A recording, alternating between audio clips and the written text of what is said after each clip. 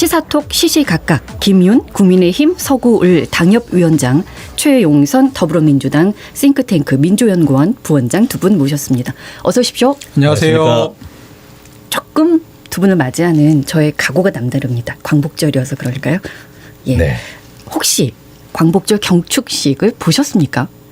당연히 예전 같으면 봤을 텐데 오늘은 이제 보셨냐는 질문부터 드려야 될 것 같습니다. 저는 그 백범기념관에서 한 광복회가 주축이 돼서 별도로 행사를 했거든요. 네. 그걸 좀 봤고요. 네. 윤석열 대통령 경축사를 그냥 글로만 읽었습니다. 예. 마음을 좀 아프고 좀 약간 무겁게 답답한 마음으로 오늘 경축식을 많은 국민들도 그랬을 것이고 저도 그런 과정으로 지켜봤습니다. 예, 두 식이 좀 의미가 다르거든요. 아주 네. 많이.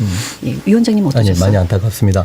그리고 오늘 그 윤 대통령께서 사실은 굉장히 중요한 그 선언을 하셨습니다. 통일 대한민국이라는 그런 그 비전을 발표하셨는데 그 핵심은 제가 볼 때는 그 매우 상식적인 그 내용이거든요. 우선 통일이 되려면은 대한민국이 지금보다도 더 발전해야 된다. 그리고 북한 주민들의 아픔을 외면하지 말아야 된다. 그래서 힘들더라도 실제로 고통받고 있는 북한 주민들을 지원해주고 인권도 개선하고 이런 활동 계속 해야 된다. 그리고 또 통일이 되려면은 남북 관계만 갖고 되는 게 아니기 때문에 국제적인 연대도 튼튼히 해야 된다. 그래서 이건 뭐 누구나 동의할 수 있는 상식적인 얘기인데 제가 안타깝다라고 하는 것만 이것이 과연 얼마나 많은 국민들한테 공감대를 이 시점에 형성할 수 있을 것인지 이게 저는 좀 의문이고요. 그렇게 된 중대한 계기가 잘 아시다시피 광복절이라는 이 어찌 보면 우리 대한민국의 가장 큰 그리고 함께 뭉쳐야 될 그런 의미 있는 행사인데 이게 같이 열리지 못한 이것이 굉장히 큰 원인이 됐다. 안타깝습니다. 예, 광복절의 경축식 그리고 거기서 전달하는 대통령의 메시지. 사실은 많은 사람들이 관심을 두고 있어요. 보지는 않으셨지만 따로 또 글을 챙겨 보신 이유도 거기 있지 않을까 싶은데 어떠셨습니까? 당연하죠. 이거 올해가 이제 79주년인데 경축스러운 날입니다. 예. 해방된 조국에서 살고 싶어 했던 알마티와 그 연해주와 하와이와 또 멕시코의 어느 농장에서 어느 그 해방 조국을 기대했던 많은 이름 없는 대한 국민들이 있었던 거 아닙니까? 네. 3.1운동으로 건립된 대한민국 임시정부의 법통을 계승한다라는 대한민국에서 그분들이 기대하고자 했던 내용들을 우리가 지금 과연 지키고 있는 것인가? 과연 그분들이 가고자 했던 대한민국이라는 나라의 길을 우리가 지금 가고 있나? 뭔가 좀 소홀한 건 없나? 이제 이런 고민들을 많이 하게 되는 날이었고요. 예. 대통령께서 그 경축사를 통해서 일제 포갑에서 우리가 벗어나서 우리가 지키고자 했고 만들려고 했던 나라의 모습들, 그런 헌신적인 노력을 했던 애국지사와 독립운동가들의 그런 아픔과 애안과 그런 영웅적인 노력에 대해서 격려하고 추도하고 또 그 가치들을 우리가 계속 지켜가야 한다는 것들을 국민들에게 알리고 그래서 국민들의 마음을 하나로 모아내고 그리고 미완의 과제들을 다음에 이렇게 해나가자라고 하는 것이 경축사의 뼈대가 돼야 되는데 네. 그런 것은 온데간데 없고 그냥 엉뚱하게 갑자기 자유와 통일 얘기만 약간 뭐랄까 가슴을 울리지 못하는 메시지들만 넘쳐나는 그런 경축사를 보면서 안타까웠습니다. 그냥 좀 안타까웠고 우리 국민들이 이걸 보면서 무엇을 느낄까? 후세대들이 이것을 보고 뭐라고 평가할까? 이런 고민들을 많이 했고요. 결국은 광복절을 통해서 우리는 대한민국의 힘을 하나로 모으는 그런 어떤 디딤돌로 삼아야 되는데 이번 경축사는 그러기에는 너무나 아쉬운 대목이 많았다 이렇게 생각합니다. 영웅이라는 게 왜 필요하냐라고 생각을 들어보면 많이 흩어져 있을 때 그 영웅이 구심점 역할을 해주지 않습니까? 정말 나의 목숨을 내 가족들을 내팽개서까지 나라를 위해서 헌신하셨던 그분들이 세우셨던 이 뜻깊은 이 광복절 이 날에 그런 언급이 없으셨다는 거 그 자체로도 또 그런 메시지를 전달하신 게 아닌가. 그래서 마음이 많이 미워지거든요. 어떻게 보십니까? 네. 안타깝다고 말씀을 하셨으니까 네, 거기에도 네. 함축도 있다고 그럼 네, 듣겠습니다. 그렇습니다. 예, 네. 김영석 관장에 대한 논란 계속 이어지고 있는데 그 자리에 계속 앉아 있는 게 맞다고 보십니까? 그러니까 저는 일단은 저기 사실에 입각해서 볼 문제는 있다. 그러니까 왜 이런 사태가 빚어졌는가 이렇게 가만히 들어봤더니 사실은 인사 문제가 직접적인 발단이 된 건 틀림없거든요. 네. 네. 그리고 이제 그 좀 더 구체적으로는 결국 이제 이종찬 이종찬님께서 이렇게 추천했던 그분이 이제 되지 못했는데 사실은 그러면은 절차가 정말로 원천적으로 불공정했냐 그건 아닌 물론 논란의 여전히 있겠습니다만은 그런 게 확인이 되고 있습니다만은 제가 보는 관점에서는 이게 문제의 본질이 아닐 수 있다. 그럼 어떤 저는 걸 좀 본질로 더 보고 계시는 원천적으로는 건가요? 네. 현재 윤 대통령의 어떤 리더십에 저는 조금 더 이렇게 그 뭐라 그럴까요? 무게를 두고 싶다. 아쉬운 점이 점이. 있을 수 있다. 물론 이제 아주 냉정하게 얘기하면은 네. 사실은 그 몇 번이나 이렇게 연락을 했다는 거 아닙니까? 저기 이종찬 저기 관장님께서 근데 거기에 대해서 좀 이제 냉정하게 대통령께서 대응을 하신 부분들에 대해서는 해석하기에 따라서는 오히려 어떤 사적 청탁을 원천적으로 방지한 것일 수도 있어요. 이렇게 형식 논리적으로만 따지면. 그러나 이제 우리가 알다시피 그 어떤 그 이종찬 관장님하고 저기 윤 대통령하고 그런 관계는 굉장히 깊은 이런 어떤 맥락을 갖고 있는 그런 관계고 그런 차원에서 만약에 이제 한 번도 아니고 3번씩이나 대통령께 그런 요청을 했다면은 어떤 식으로든 공개적이지는 않더라도 거기에 대해서 저는 적절한 대통령의 어떤 배려와 어떤 판단이 그러니까 어떤 조정이 있었어야 됐다. 저는 그게 정치라고 생각을 하거든요. 그래서 이거를 배려로 봐야 이거는 될까요? 형식 논리상의 이제 문제인 것 같고요. 네. 그러니까 이종찬 그 광복회장은 우당 그 이회영 선생의 손자잖아요. 네. 신흥무건학교를 설립을 하고 그 전 재산을 당시 600억 원 정도 되는 전 재산을 이른바 독립을 위해서 헌신했던 그거를 기부를 하고 본인들은 어려운 길을 걸었던 그런 독립지사의 손자거든요. 그러니까 네. 이제 그분이 보기에는 독립기관형 관장이라는 자리는 아무나 앉혀서는 되는 자리가 아니다. 상징 가치가 있어야 된다. 그래서 아마 백범 김구의 손자를 추천하셨던 것 같아요. 네. 근데 이제 그분이 20년 전에 어떤 비위 혐의로 사법 처리를 받으신 분이어서 내가 할아버지의 얼굴에 이름에 먹칠하는 일을 했기 때문에 나는 그런 자격이 없는 사람이다라고 하고 이제 그거를 계속 이렇게 안 하려고 고사하셨던 것 같아요. 근데 아까 이종찬 광복회장의 생각은 독립기념관이라는 자리는 관장이라는 자리는 다소 흠결이 있더라도 그런 대대로 어쨌든 독립운동한 집안의 후손들 이런 분들이 할 정도로 의미가 되게 중요한 자리인데 여기에 약간 뉴라이트에 경도돼 있거나 친일에 경도돼 있는 분이 마치 그 자리에 관장으로 가게 되니까 이걸 이제 못 견디셔서 이제 그 반발하시고 있고 또 국민들도 그걸 못 견디하고 있거든요. 그러니까 지금 근데 그 이 회장께서도 네. 꼭 그렇게 같은 핏줄 그분을 원하는 게 아니라 워낙에 흥결이 있는 분을 지금 관장 자리에 앉혀놓으니까 네, 네. 이건 아니지 않냐라고 그러니까 하시는 이제 거겠죠. 절차상의 이게 그 절차상의 문제인 것 같고 네. 독립기념관이라는 자리는 이거는 진짜 이게 친일 논란에 벌어질 그러니까 밀정이라는 표현까지 쓰셨잖아요. 네. 그러니까 지금 김영석 관장이 그동안 써온 글이나 그동안에 강연하셨던 내용들을 보면 기함을 할 만한 내용들이 많아요. 일반 국민들이 보기에는 예를 들면 어떤 거죠? 그러니까 이제 이 대한민국의 국채를 부정한 것 같고 헌법을 부정한 것 같은 저는 그렇게 읽어보셨는지 네네. 그 정도는 아니거든요. 그러니까 제가 본인은 아니라고는 하지만 이 건국절 논란이라든가 이런 것들이 우리는 사실은 이렇게 돼 있잖아요. 유구한 역사와 전통에 빛나는 대한 국민은 3.1운동으로 건립된 대한민국 임시정부를 법통을 계승을 하고 이렇게 돼 있잖아요. 그것도 부인하지 않거든요. 아니 부정하지 않는데 네네. 이렇게 표현하잖아요. 이게 건국절 논란으로 이렇게 몰고 가면서 8.15 전에는 대한민국이 아니고 그러니까 일본인이었다. 일본 국민이었다. 그게 네. 정확하게는 3.1운동이 대한민국 건국의 시작이고 헌법에 명시된 대로 그걸 그대로 이렇게 해석하면서 그러면 실체적으로 대한민국 정부가 수립된 것은 1948년 8월 15일이다. 그러니까 이건 뭐냐면 사실 냉정하게 보면 그냥 팩트만을 그대로 이렇게 한 거예요. 근데 여기에 건국절 논쟁을 다시 이렇게 환기시키는 건 저는 일정한 정도의 잘못된 프레임의 성격도 있다. 그러니까 저는 동의한다는 게 아니고 그런 프레임으로 공격하는 거죠. 무리가 있다. 김영석 씨가 이제 언론인 방송이나 이제 책을 통해서 이야기하고자 하는 내용들이 다수의 국민들은 사실 받아들이기가 쉽지가 않아요. 역사관에 관해서 근데 그분이 의문을 공직자로서 많이 이제 그 자리에서 하셔야 될 일들이라는 것은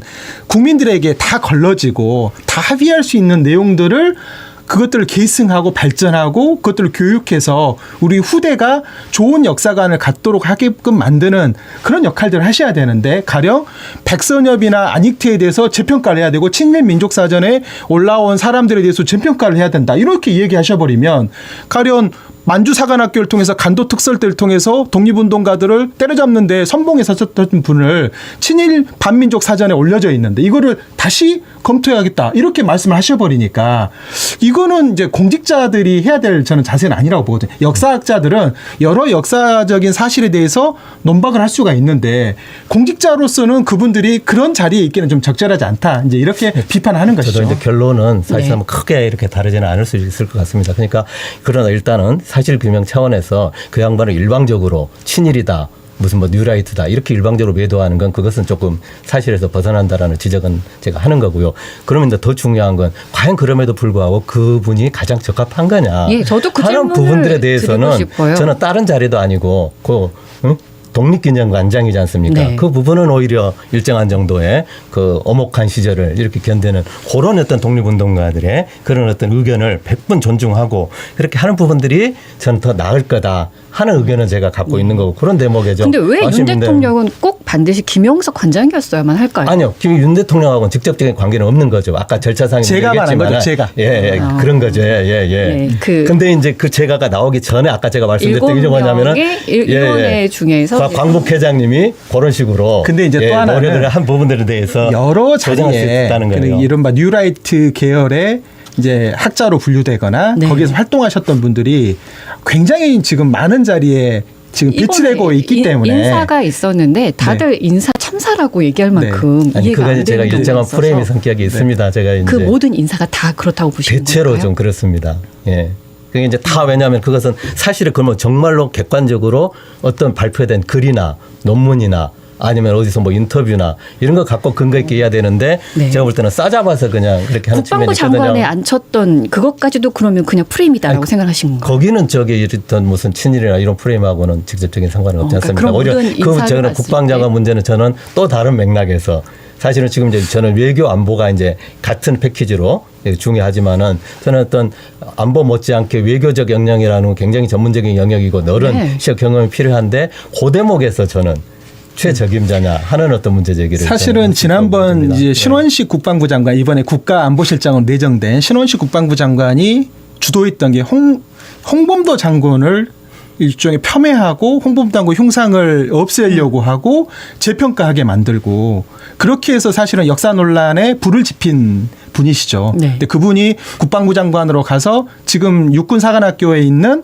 여러 가지 우리 독립지사들의 이름을 딴 홀들이라든지 흉상들을 없애는 작업들을 주도하셨거든요. 네. 이 과정이 이번 그 8.15 경축 이 경축사와 그다음에 김영석 관장의 문제로만 표면화됐지만 실제로 벌어지는 과정들을 보면 작년에도 이런 흐름들이 쭉 있어 왔기 때문에 이제 싸잡아서 계속 그 비판이 되는 부분들이 있고 이 한 건으로 보지 않고 지금 일련의 과정들이 윤석열 대통령이 뭔가 지금 내년이 그 한일 그 수교 정상화 60주년인데 뭔가 이게 일본에게 그 정확하게 우리가 해야 될 말들을 하지 않고 일본에게 뭔가 잘 보이려고 하는 흐름들로 계속 이렇게 포석을 밟아가고 있는 게 아니냐라고 하는 비판이 계속 제기되고 있는 것이죠. 사도강사도 같은 맥락이거든요. 이 대목에서 제가 이제 우리 대한민국 국민들이 조금 저는 어떤 인식의 전환이 필요하다고 보는 게 저는 이제 이번 뭐 올림픽을 통해서도 뭐 부분적으로 그런 것들이 확인되는 건데 우리 어떤 미래 세대 청년들은 절대 일본에 꿀리지 않습니다.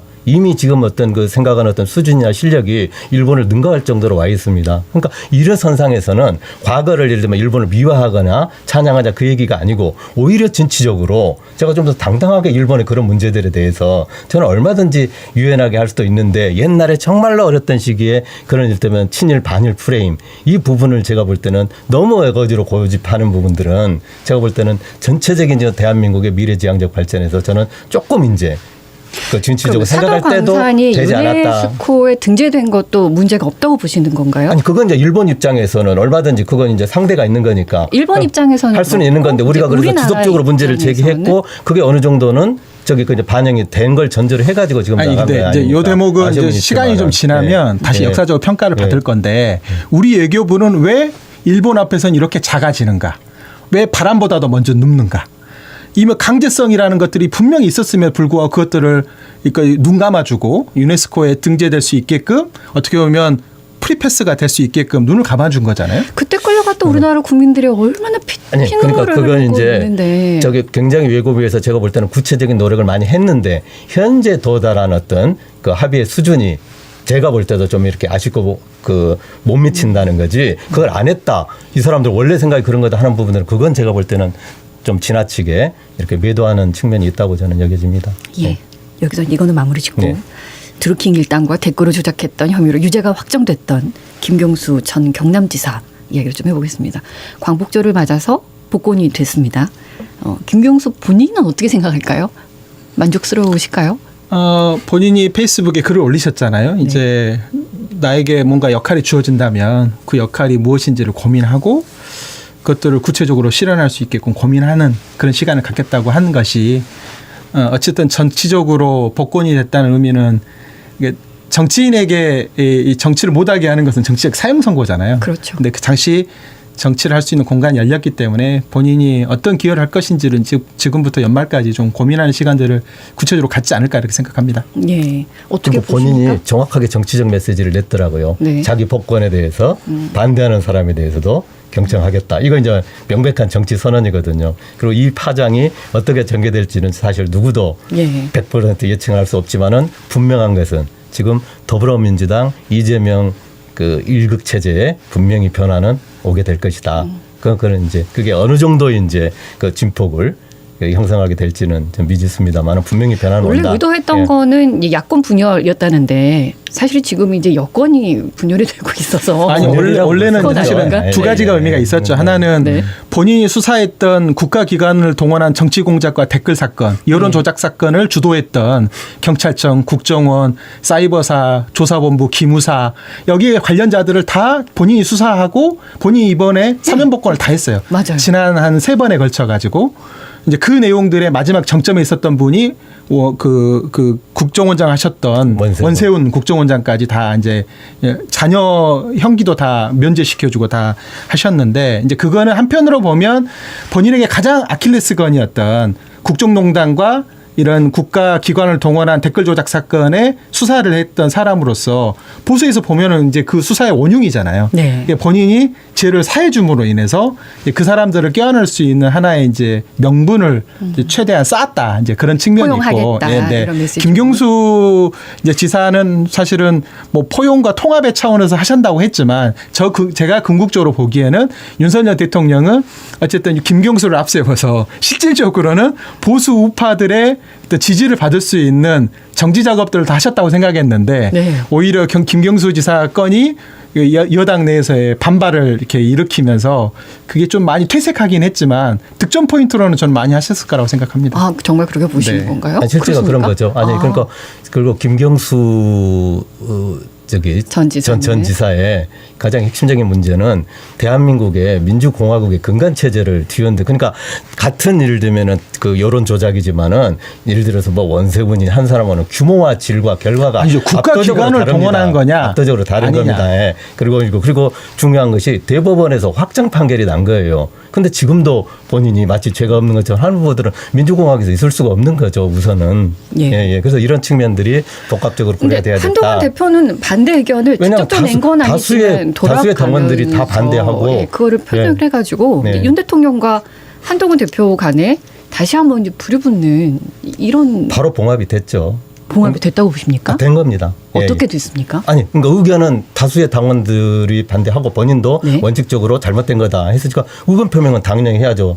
수직적 관계가 아니기 때문에 당연히 당대표로 발언하지만은 저기 결정 권한은 대통령이 갖고 있는 거고 그걸 대통령이 그냥 의견은 들었는데 자기는 복권을 하겠다. 이 한 부분에 대해서는 당연히 그냥 그래서 윤 수용할 수밖에 없는 대통령은 거죠. 그래서 한동훈 대표에 대해서 내 의견에 반발하네, 반대 의견 내네, 이렇게 좀 불편한 시각을 또 비쳤다고 하시던데요. 대통령실 그 관계자가 네. 제2의 유승민, 제2의 그 이준석이다라고 표현을 언론에다가 그렇게 흘렸더라고요. 아. 그러니까 이제 굉장히 불쾌하게 생각을 했겠죠. 네. 대통령의 고유의 권한인 이 사면 복권의 권한까지도 이 여당 대표가 이래라 저래라 한 것처럼 사실은 민감하시잖아요. 물밑 또 그런 작업에서는 거에. 그럴 수 있는데 네. 이게 결론이 난 상태에서 그거를 다시 언급하는 것은 대통령의 권한에 도전하는 거로 느껴질 수 있기 때문에 네. 그것이 이른바 새로운 미래 권력과 현재 권력 간의 대결 국면으로 가는 것처럼 비춰져서 또 그 국민의힘 게시판 안에 뭐 윤 대통령을 공격하는 글이 10,000개 이상이 올랐다는 거 아닙니까? 맞아요. 이런 것들이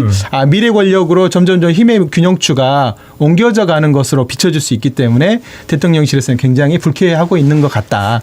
이게 덮어진 것 같지만 덮어지진 않는다. 그러나 일단은 한동훈 대표는 그 소신 있게 이걸 끝까지 밀고 나감으로 해가지고 저기 정치적으로는 상당히 어떤 소신 있는 그 입장을 취한 겁니다. 그리고 윤 대통령도 그걸까지를 다 감안해서도 대통령의 권한을 행사했기 때문에 또 윤 대통령도 나름 뭐 본 역할을 한 거죠. 그걸 윤 대통령께서 제일 잘하시잖아요. 한번 결정한 거 밀어붙이는 거.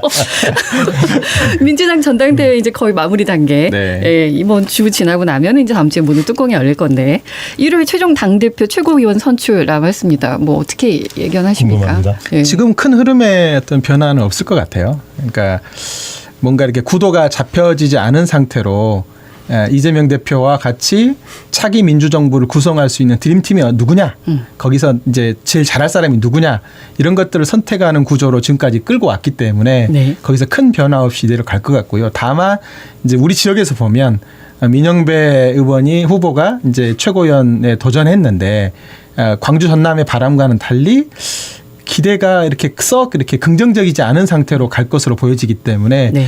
그 이후에 다시 광주 전남 지역 정치에 미칠 파급력, 그리고 그것들을 어떻게 수습해 나가고 어떻게 그러면 광주 전남의 정치력을 복원하는 과정들을 만들어 갈 것인지를 놓고 이제 좀 더 이제 다른 의미에서 논쟁 지점들이 우리 지역에서는 생기지 않을까 이렇게 생각합니다. 네. 뭐 제가 보는 포인트는 거의 네. 뭐 뻔하고 밋할 뻔했던 전당대회를 마지막에 그래도 이렇게 그 흥미롭게 만든 분이 계시잖아요. 누구? 정봉주 의원님이시라고. 그리고 네. 제가 볼 때 그분이 프레임에 상당히 그 테크닉이 좋아요.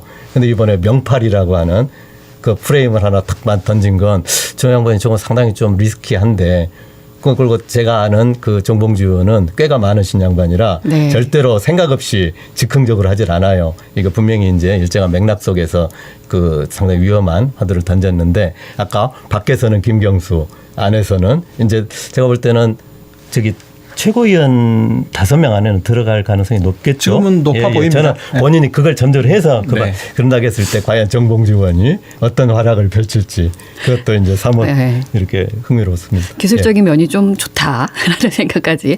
네. 이 결론 나오면 다음 주에 거기에 대해서 조금 더 네. 뭐 앞으로 어떻게 쓰면 좋겠다 이런 것들은 고쳐가야 된다. 근데 호남을 이제 위한 정봉주 정치 이야기를 의원이 좀 던진 해보겠습니다. 메시지가 그러니까 이게 되게 이제 긍정적인 메시지로 이게 승화가 돼야 되는데 네. 굉장히 사실 용어 자체가 폭력적인 용어였거든요. 어떻게 보면 받아들일 수 없는 받아들이는 사람들이 받아들이기가 쉽지 않은 그런 언어를 썼기 때문에 이 과정의 이제 결과에 상관없이 이제 이 당선되고 나서도 끊임없이 이제 이 논란의 중심에 서게 될 가능성이 좀 높아서 네. 어떻게든지 좀 수습을 하셔야 된다. 왜냐하면 8월 18일 날 전당대회 때 이제 마지막 연설이 있는데 합동유세가 연설이 있는데 그 과정에서 뭔가 이거를 갈무리하는 뭔가를 하지 않으시면 벌써 근데 얘기 나왔어요. 난 이재명 후보 편이다. 아니 왜냐면 아직 선거 안 끝났잖아요. 알겠습니다. 네. 오늘도 두 분 말씀 고맙습니다. 감사합니다. 감사합니다. 언제 어디서나 내 손 안의 뉴스. 광주 MBC 뉴스 유튜브 구독으로 함께하세요.